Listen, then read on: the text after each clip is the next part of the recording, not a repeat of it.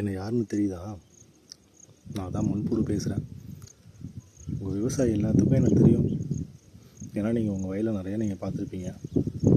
ஆனால் ஏனோ தெரியல, என்ன இந்த உரங்கள் பூச்சிக்கொல்லிலாம் போட்டு கொண்டுடுறீங்க. நான் உங்கள் வயலுக்கு நல்லது தானே பண்ணுறேன், அப்புறம் ஏன் என்னை கொல்றீங்க?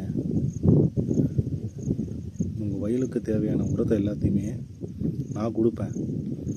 எனக்கு தேவையான குப்பைகள், மாட்டு சாணம் எல்லாம் நீங்கள் கொடுத்தா உங்கள் வயலுக்கு தேவையான உரங்களை நான் கொடுப்பேன். சிட்டியில் இருக்க நிறைய பேருக்கு என்ன மீன் புழுவாக தானே தெரியும், மீனுக்கு தீனியாக தானே போடுவாங்க. பட் விவசாயி உங்களுக்கு தானே தெரியும் என்னோடய அருமை.